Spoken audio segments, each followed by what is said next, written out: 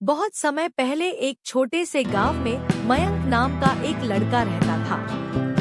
मयंक बेहद शरारती और जिज्ञासु स्वभाव का था। उसकी आदत थी कि वह हर नई चीज को जानने और समझने की कोशिश करता था। एक दिन जंगल में खेलते खेलते वह रास्ता भटक गया और अंधेरा घिरने लगा। वह घबराया और घर लौटने का रास्ता ढूंढने लगा, लेकिन उसे रास्ता नहीं मिला।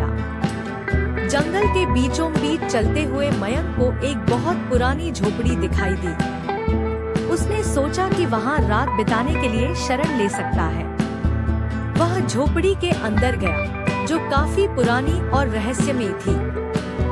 वहां एक बूढ़ा व्यक्ति बैठा हुआ था।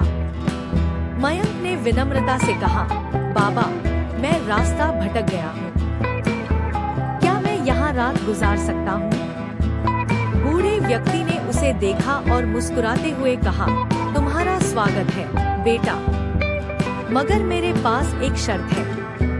अगर तुम यहाँ ठहरना चाहते हो तो तुम्हें सुबह से पहले इस कमरे में रखी कोई भी वस्तु छूनी नहीं है। मयंक ने तुरंत सहमति दे दी। वह काफी थका हुआ था और किसी तरह रात गुजारना चाहता था। लेकिन जैसे ही उसने झोपड़ी का कोना देखा, उसकी नजर एक चमकदार हड्डी पर पड़ी। वह हड्डी बड़ी अजीब और आकर्षक थी। मयंक को लगा कि यह कोई साधारण हड्डी नहीं है, बल्कि इसके अंदर कोई रहस्य छिपा है। रात बढ़ने लगी और मयंक की जिज्ञासा भी। वह सोचने लगा, आखिर इस हड्डी में ऐसा क्या है जो बाबा ने इसे छूने से मना किया है। आखिरकार उसकी जिज्ञासा इतनी बढ़ गई कि उसने हड्डी को छू लिया। जैसे ही मयंक ने हड्डी को उठाया, चारों ओर एक चमकदार रोशनी फैल गई और बूढ़ा व्यक्ति अचानक गायब हो गया। मयंक ने चौंकते हुए इधर-उधर देखा, लेकिन अब झोपड़ी भी बदल चुकी थी। वह एक आलीशान महल में बदल गई थी। उसने देखा कि हड्डी में से एक जादुई प्राणी प्रकट हुआ, जो बोलने लगा, मैं इस जादुई हड्डी का रक्षक हूँ। जिसने भी इसे छू लिया, उसे 3 वरदान मिलेंगे, लेकिन हर वरदान के साथ एक परीक्षा होगी। अगर तुम परीक्षाएं पास कर गए, तो तुम्हारे जीवन की सारी समस्याएं हल हो जाएंगी। मयंक ने सोचा कि यह एक शानदार मौका है। उसने तुरंत पहला वरदान मांगा, मैं चाहता हूँ कि मैं सबसे बुद्धिमान इंसान बन जाऊं। जादुई प्राणी ने कहा, यह वरदान मिल जाएगा, लेकिन तुम्हें पहली परीक्षा देनी होगी। तुम्हें पूरे गांव के सामने अपनी सच्चाई बतानी होगी कि तुमने हड्डी को छू लिया है, भले ही लोग तुम्हें दंड दें। मयंक को लगा कि यह आसान होगा। वह गांव लौट आया और सभी को पूरी सच्चाई बताई। गांव वालों ने उसकी बात सुनी, लेकिन उसे झूठा मानकर उसका मजाक उड़ाया।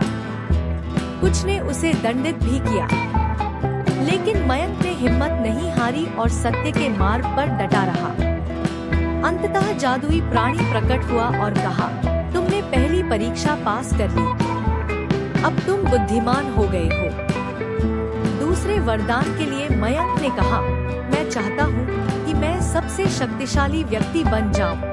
प्राणी ने कहा, यह वरदान मिल जाएगा, लेकिन तुम्हें दूसरी परीक्षा में यह साबित करना होगा कि तुम्हारी शक्ति का उपयोग केवल अच्छे के लिए होगा। मयंक गांव में लौट आया और देखा कि कुछ दुष्ट लोग गांव में लूटपाट कर रहे हैं। उसने अपनी नई मिली शक्ति का उपयोग कर उन्हें रोक लिया और गांव वालों की रक्षा की। प्राणी फिर से प्रकट हुआ और कहा, तुमने दूसरी परीक्षा भी पास कर ली, अब तुम शक्तिशाली हो। आखिरी वरदान के लिए मयंक ने कहा, मैं चाहता हूँ कि मेरे माता पिता हमेशा खुश रहें और स्वस्थ रहें। प्राणी ने कहा, यह वरदान मिल जाएगा, लेकिन अंतिम परीक्षा में तुम्हें अपनी खुद की खुशी का त्याग करना होगा। मयंक यह सुनकर सोच में पड़ गया। वह अपनी खुशी छोड़कर अपने माता पिता को खुश देखना चाहता था, लेकिन यह आसान निर्णय नहीं था। उसने कई दिन सोच विचार किया और अंततः उसने अपनी खुशी का त्याग करने का निर्णय लिया। प्राणी ने प्रसन्न होकर कहा, तुमने अपनी अंतिम परीक्षा भी पास कर ली। तुम्हारे माता पिता अब सदा खुश और स्वस्थ रहेंगे और तुम्हें भी असली खुशी का अनुभव होगा। इस प्रकार मयंक ने जादुई हड्डी की मदद से न केवल वरदान पाए, बल्कि उसने अपने जीवन में सत्य, शक्ति और त्याग का महत्व भी सीखा।